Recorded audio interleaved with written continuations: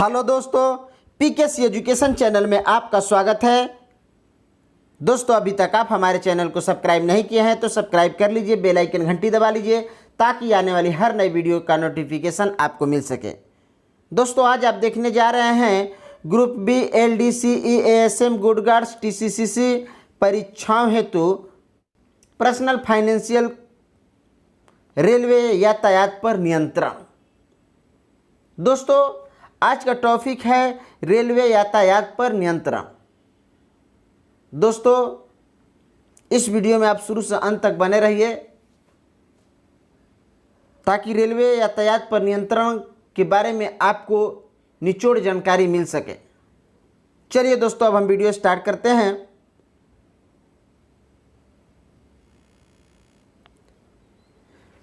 यातायात पर नियंत्रण, यातायात लेखा। देखिए दोस्तों, रेलवे यातायात सेवाओं का उत्पादन एवं विक्रय करता है। रेलवे जो है यातायात सेवाओं का उत्पादन एवं विक्रय करता है। इन सेवाओं को भंडारित नहीं किया जा सकता है।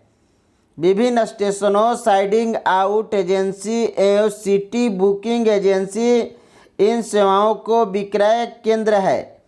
इन केंद्रों पर यात्री, पार्सल, लगेज, माल इत्यादि परिवहन उपलब्ध कराया जाता है एवं उसके बदले किराया और भाड़ा प्राप्त किया जाता है, जो यातायात आय कहलाती है।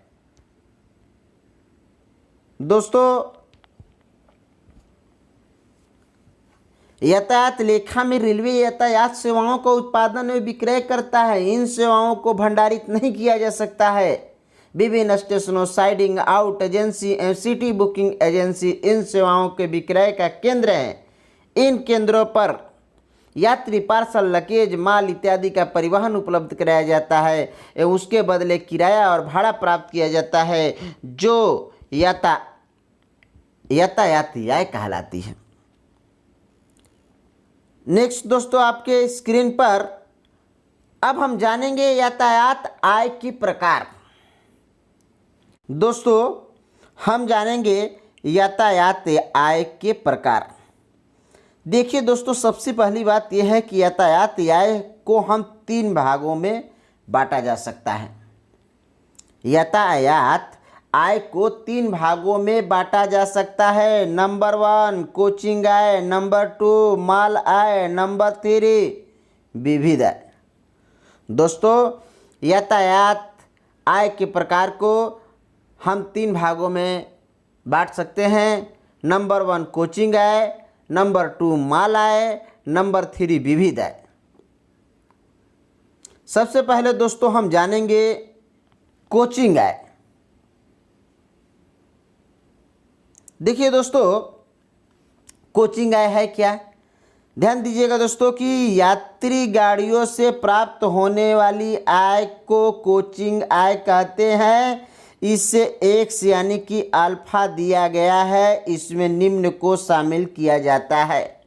दोस्तों, बहुत ही अच्छी बात है। आप अगर रेल में जुड़े हुए हैं तो इसकी जानकारी भी आपको रखना बहुत ज़रूरी है। अगर कोई अदर व्यक्ति है तो इससे भी जानना ज़रूरी है। तो चलिए दोस्तों, अगर आप एक रेलवे कर्मचारी हैं, रेलवे विभागीय परीक्षा देना चाहते हैं, TCCC परीक्षाएं देना चाहते हैं, तो आपके लिए ये टॉपिक बहुत ही महत्वपूर्ण है। कोचिंग आय। यात्रियों को यात्री गाड़ियों, जो सवारी गाड़ी है, यात्री गाड़ियों से प्राप्त होने वाली आय को कोचिंग आय कहते हैं। इसे एक्स यानी कि अल्फा दिया गया है।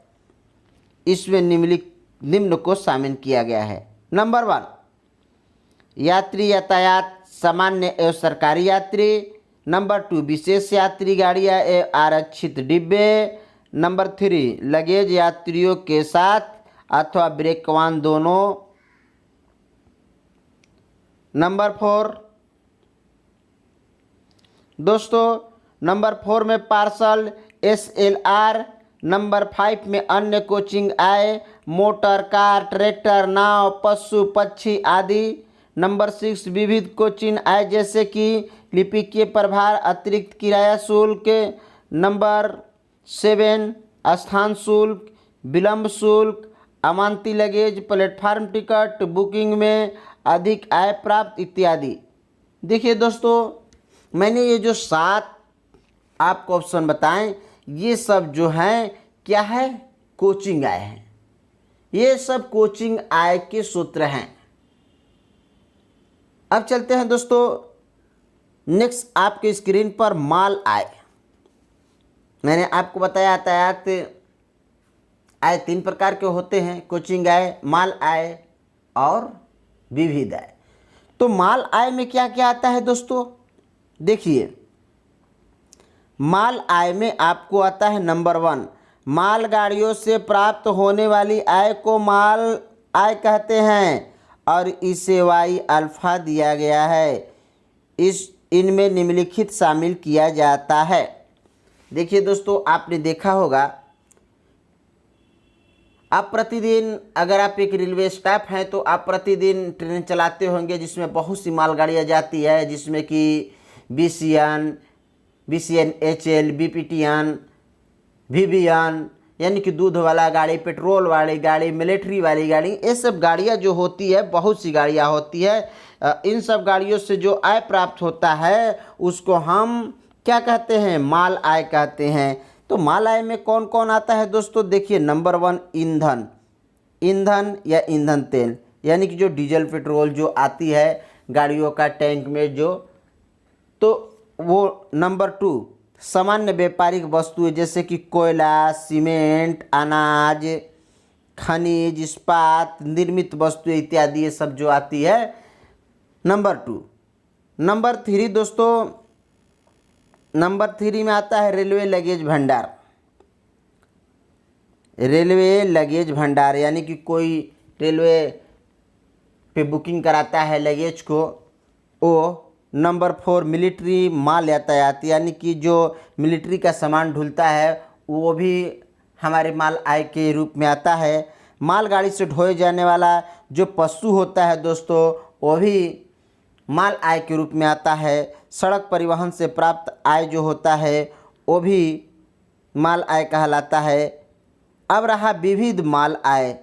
विविध माल आय जैसे कि क्रेन शुल्क, साइडिंग शुल्क, वैगन रजिस्ट्रेशन शुल्क, स्थान शुल्क, विलंब शुल्क आदि।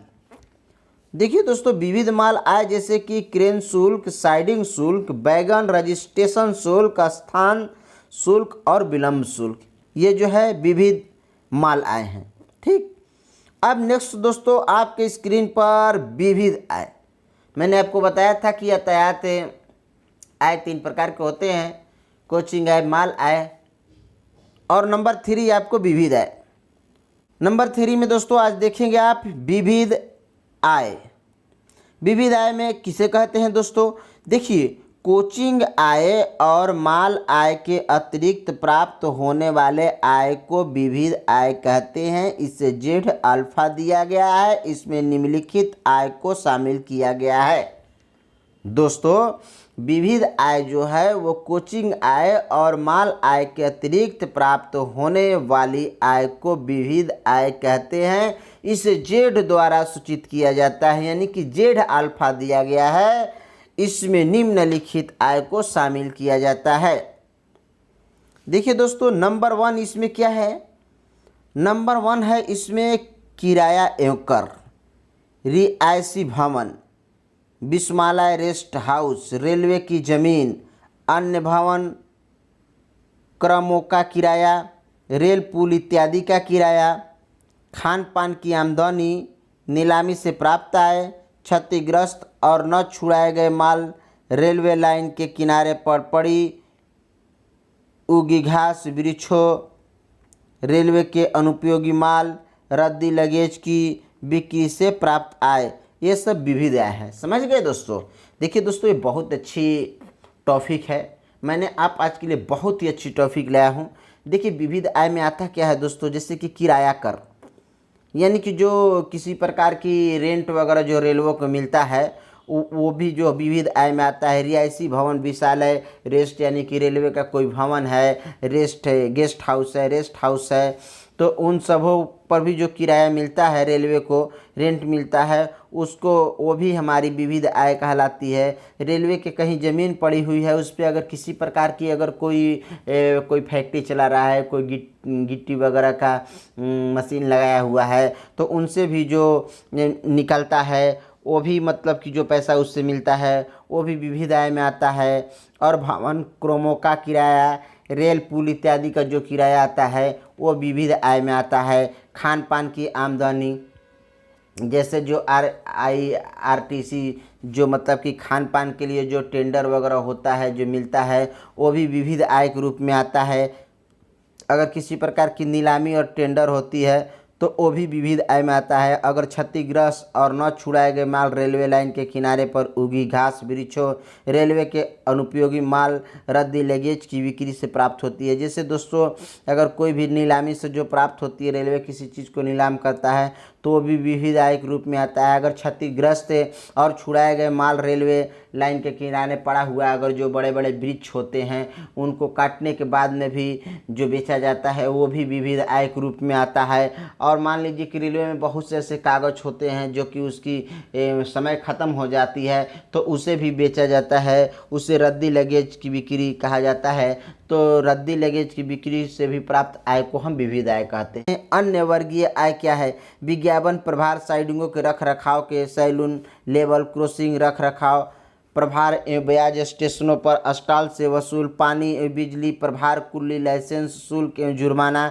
टेंडर, फार्म की कीमत, कमीशन इत्यादि से है। देखिए दोस्तों, विविध आय में ये भी आता है कि अन्य अवगृहित आय जो होता है, जैसे विज्ञापन, मतलब कि क्या होता है कि रेलवे के किनारे या रेलवे के स्टेशनों पर कोई कंपनियां अपना किसी चीज़ की विज्ञापन करती है तो उससे भी जो आय प्राप्त होते हैं, जैसे कि कोई मतलब कि अंडरवियर, तो कोई किसी प्रकार की सरिया का, तो कोई रड का, इन सबों का, किसी प्रकार के मोबाइल का, कोई भी चीज़ें कंपनियां अगर अपनी प्रचार करती है स्टेशन के आसपास और रेलवे ज़मीनों में अगर अपना मतलब कि बोर्ड लगाती है तो उससे भी मतलब कि जो पैसे प्राप्त होते हैं वो विविध आय में आता है। सैलून, लेबर क्रॉसिंग रख रखाव और ब्याज, स्टेशनों पर स्टॉल, जैसे कि स्टेशनों पर जो स्टॉल लगता है वसूल, पानी बिजली प्रभार, कुल्ली का लाइसेंस लेने के लिए जो शुल्क लगता है, जुर्माना, टेंडर यानी कि कोई